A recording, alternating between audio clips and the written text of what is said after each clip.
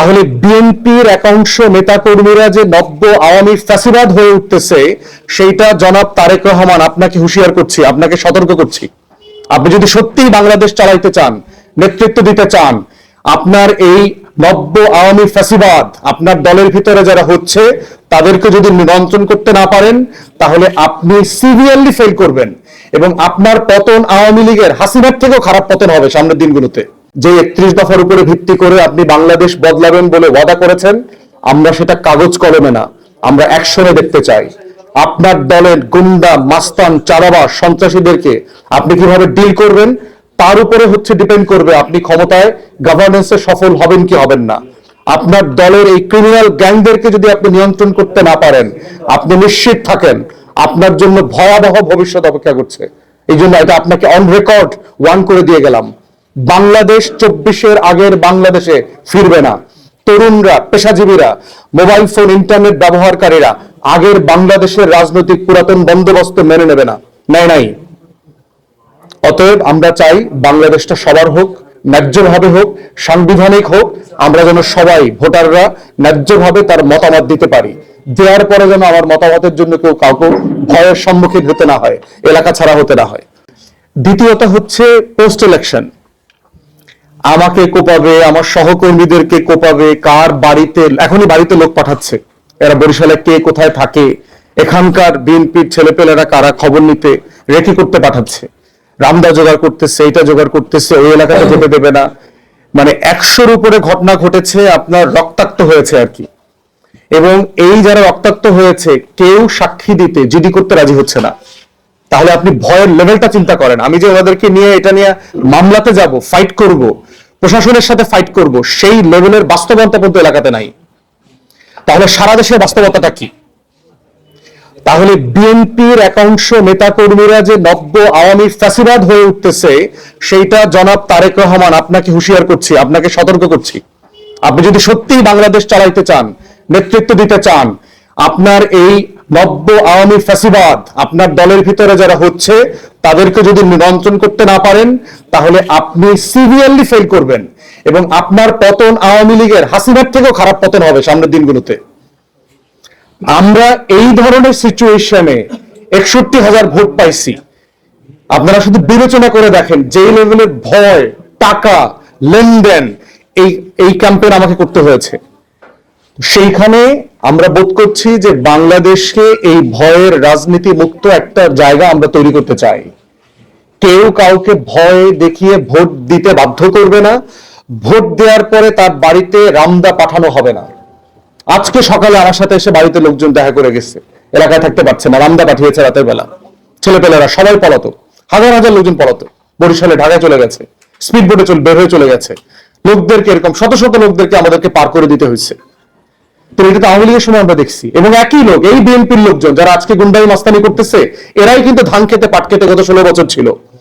এই জালেমদের আজকে মজলুমদেরকে নিজেদের নির্যাতনের শিকার হওয়ার পরেও, নিজেরা মজলুম থাকার পরেও 16 বছর যে আবার জালেম হয়ে উঠতেছে, একই জুলুম করতেছে, তারা ভুলে গেছে 24-এর গণ আন্দোলনের কথা। ভোটের পার্সেন্টেজ আর শতাংশের পার্সেন্টেজ যাই হোক, ঢাকার রাজপথ কাঁপায় দেওয়ার মতো শক্তি কিন্তু ঐক্যবদ্ধ বাংলাদেশ জোটের আছে। এটা মাথায় রাখতে হবে তারেক রহমানকে এবং বিএনপিকে। আপনারা সরকার গঠন করেন, আপনাদেরকে অভিনন্দন, কিন্তু মাথায় রাখবেন আমার বাড়িতে আসছে ছাত্র দলের ছেলেপেলে লোক পাঠাইছে আমাকে জবাবদিহিতা চাওয়ার জন্য যে তার ভাইরে কেন্দ্র দখল করার সময় সেনাবাহিনী পিটাইছে কেন। আমার বাড়িতে এসে জিজ্ঞেস করছে আমি লোক পাঠাইছি কিনা, আমি নাম দিছি কিনা, আমি ছবি দিছি কিনা। মানে এদের কত বড় দুঃসাহস হয়েছে চিন্তা করেন। এই বিএনপির ফ্যাসিবাদীদের, নতুন ফ্যাসিবাদ যেগুলো দেখতে পাচ্ছি। এরপর কর্মীদের কি অবস্থা? কাজীরচরে জাল ভোট দেওয়া অবস্থায় তো বিএনপির নেতা ধরা খাইছে, সেটা তো আপনারা সাংবাদিকরা রিপোর্ট করেছেন। গাছুয়াতে আমরা যখন খবর পাচ্ছি যে ওখানে আপনার সিল মারতেছে ধানের শীষে, আমরা ফোন দেওয়ার পরে জিজ্ঞেস করেছে, বলে ভাই বেশিক্ষণ না, মাত্র আধা ঘন্টা মারছে, আমরা এখন তাকে বের করে দিচ্ছি। এখন আপনারা সাংবাদিকরা বলেন, আধা ঘন্টা সিল মারার পরে ওই সেন্টারে আমি জিতবো কিভাবে? কমন সেন্সের ব্যাপার তো আপনার। বাটামারা, নাজিরপুরে তো মানে সারা দিন অরক্ষিত অবস্থায় ছিল। কারণ আমাদের এজেন্টরাই ভয়ে এলাকা ছাড়ার পরে আমাদেরকে জানাইছে, ভিডিও পাঠাইছে যে ভাই এখানে সারা দিন ধরে এটা হয়েছে। আর আপনি জানেন যে ভোট কেন্দ্র জালিয়াতির জন্য আধা ঘন্টা লাগে, 20 মিনিট লাগে একটা সেন্টারে। একটা সেন্টারে আমি 500 ভোট কম পাওয়া মানে কিন্তু ওখান আরেক জায়গা থেকে আমাকে 1000 ভোট বেশি পাইতে হবে যদি আমি এটা সমান করতে হয়। এরপরে হচ্ছে 2 উপজেলাতে এখন পর্যন্ত আমরা যে সিট পেয়েছি, গণভোটের সংখ্যার থেকে এমপি হওয়ার ভোটের সংখ্যা অনেক বেশি। আমরা ইতিমধ্যে 2 জায়গাতেই আমাদের সেন্টার বেস তালিকা চেয়েছি, এই জন্য স্পেসিফিকলি এটা বলছি না। তবে গণভোটের সংখ্যা কম, মূল ভোট অনেক বেশি।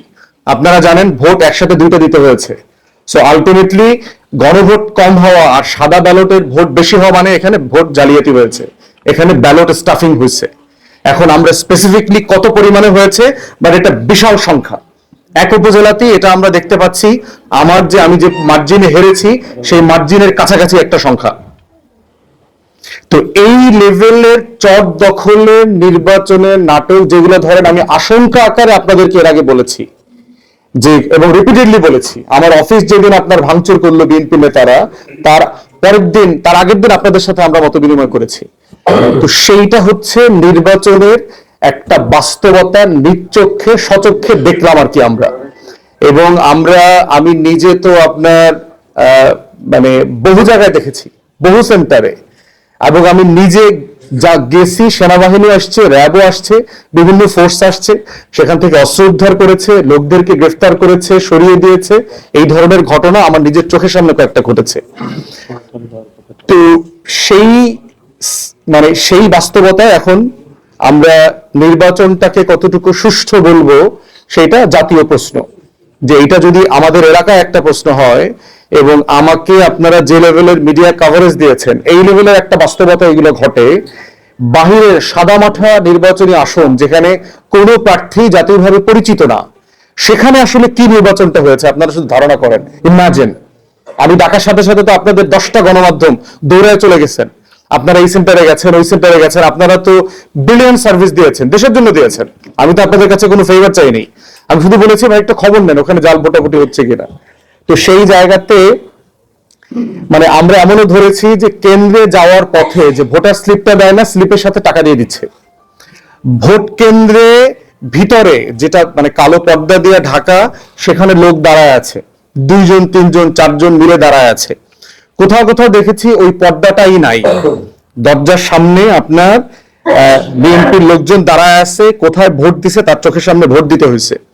এবং আমরা কিন্তু আশা করেছিলাম ভোটের মার্জিন বাড়বে, আপনার এই ভোটের মার্জিনটা বাড়ে নাই আমাদের এলাকাতে। এটা আমি কোন সেন্টারই 47, 48, 43 বেশি পাই নাই, যদিও পরে দেখলাম যে এটা 53% হয়ে গেছে। এখানে একটু ঝামেলা আছে মনে হয়েছে, বাট আমি ন্যাচারালি এক্সপেক্ট করেছিলাম যে আমাদের আসলে এবার এটা 60% হবে।